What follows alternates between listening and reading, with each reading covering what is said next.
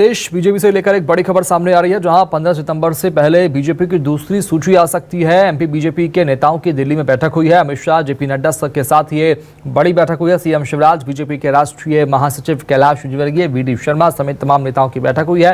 बैठक में लगभग 64 सीटों के नामों पर सहमति बन गई है। 24 दिन पहले बीजेपी ने 39 नाम घोषित किए थे और कांग्रेस के कब्जे वाली सीटों को लेकर दूसरी सूची जल्द जारी होगी।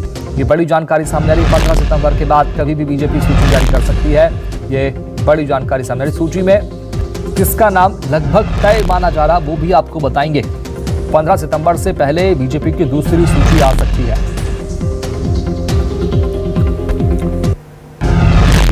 तो बता दें आपको, डबरा से इमरती देवी का नाम लगभग फाइनल माना जा रहा है। राघोगढ़ से हिरेंद्र सिंह बंटी का नाम लगभग तय माना जा रहा है। राजनगर से अरविंद पटेरिया का नाम बीजेपी ने लगभग फाइनल कर लिया। इसके साथ साथ बैतूल से हेमंत खंडेलवाल का नाम बीजेपी ने फाइनल किया है।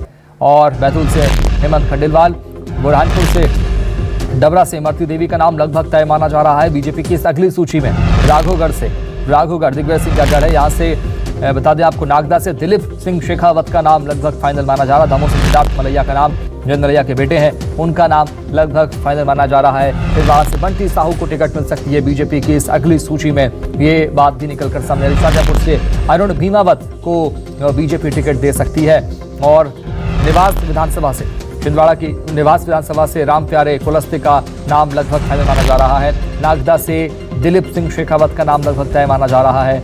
दमोह से सिद्धार्थ मलैया, जयंत मलैया के बेटे, उनका नाम लगभग फाइनल माना जा रहा है। बुरहानपुर से अर्चना चिटनिस का नाम, नागदा से दिलीप सिंह शेखावत का नाम, दमोह से सिद्धार्थ मलैया का नाम और छिंदवाड़ा से बंटी साहू का नाम, शाजापुर से अरुण भीमावत का नाम।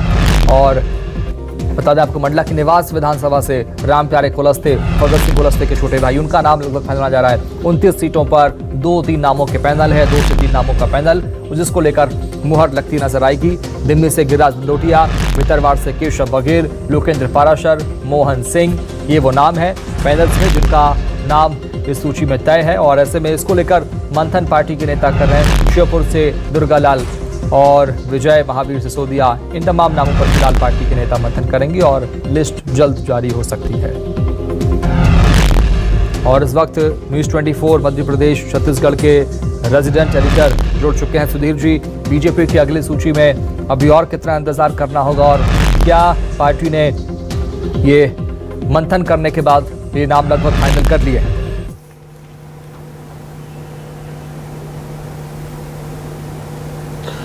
देखिए, बिल्कुल कल ही दिल्ली के अंदर मध्य प्रदेश बीजेपी के सीनियर नेताओं की अमित शाह और जेपी नड्डा से मुलाकात हुई थी। और जेपी नड्डा के निवास पर कहना होगा कि केंद्रीय चुनाव समिति के जो सदस्य थे, उनके साथ में मध्य प्रदेश के जो प्रमुख नेता हैं, उन्होंने जो दूसरी सूची है उनके नामों पर मंथन किया था। जो माना जा रहा था कि सितंबर के पहले हफ्ते में जो सूची आ सकती थी, पर लेकिन G20 का आयोजन जिस तरीके से किया गया था, उसके बाद में ये संकेत साफ मिलने लगे थे कि मध्य प्रदेश के अंदर G20 सम्मेलन के बाद, यानी कि 12 सितंबर के बाद में कभी भी सूची आ सकती है। अब जब नेता दिल्ली से वापस भोपाल लौटे हैं और जो जानकारी अब तक सामने निकल कर आई है कि 13 सितंबर यानी कि कल के दिन या फिर 15 सितंबर से पहले बीजेपी अपनी दूसरे उम्मीदवारों की सूची जारी कर देगी। और यह सूची 60 से 64 नामों की होगी।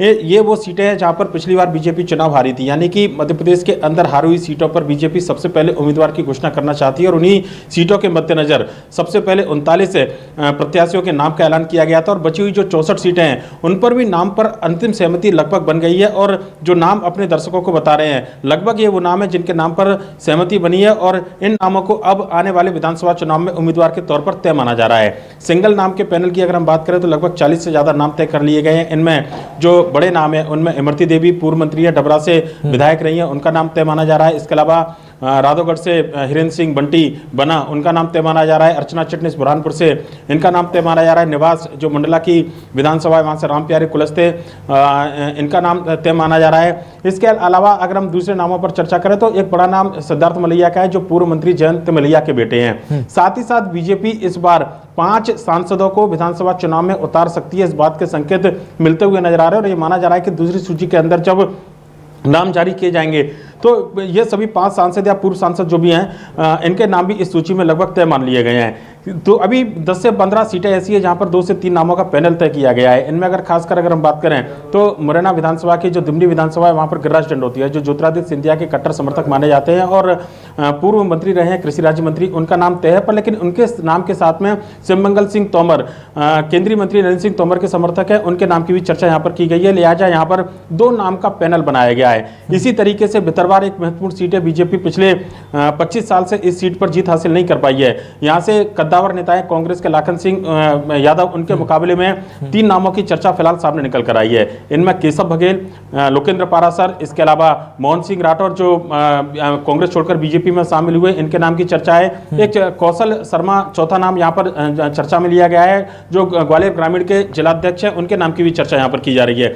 लिहाजा कहना होगा कि बीजेपी के सीनियर नेताओं के मंथन के बाद में अब किसी भी वक्त 13 सितंबर के बाद 15 सितंबर के बीच में किसी भी वक्त बीजेपी अपने दूसरे उम्मीदवारों की जो सूची है उसको जारी कर सकती है। ये संकेत जो है बीजेपी के जो बड़े नेता हैं उनके सूत्रों के हवाले से जो खबर सामने निकल कर आई है कि जल्दी 1-2 दिन के अंदर जो है बीजेपी अपनी दूसरी उम्मीदवारों की सूची को जारी कर देगी। जी सर, एक बात और समझेंगे आपसे, जिन पैनल का आप जिक्र अभी कर रहे थे कि करीब 2 से 3 नाम कुछ पैनल्स में हैं कुछ सीटों के लिए, उन पैनल्स में से किसी एक नाम को फाइनल करना क्या बीजेपी के लिए चुनौती साबित होगा? क्योंकि कुछ सीटें ऐसी भी है जहां पर बीजेपी लगातार हार में है या उन्हें लगातार शिकस्त भी मिलती आई है उन सीटों पर।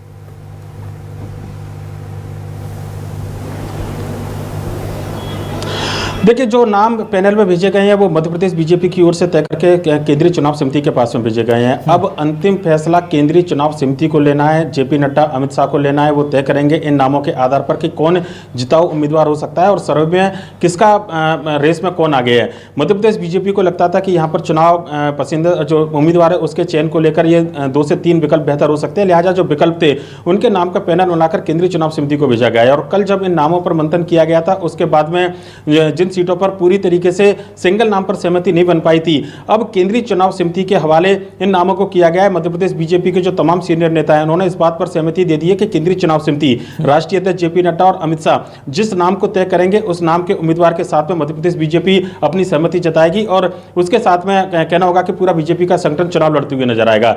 लिहाजा यह माना जा रहा है कि 2 से 3 नामों का जो पैनल है उनको आज शाम तक या कल तक पूरी तरीके से फाइनल कर लिया जाएगा, जिसके बाद में किसी भी वक्त 1-2 दिन के अंदर बीजेपी अपने दूसरे उम्मीदवारों की सूची जारी कर सकती है, जो कि 60 से 64 उम्मीदवारों की लिस्ट होगी। और यह माना जा रहा है कि ये वो सीटें हैं जो हारी हुई सीटें हैं जहां पर पिछला चुनाव बीजेपी हारी थी।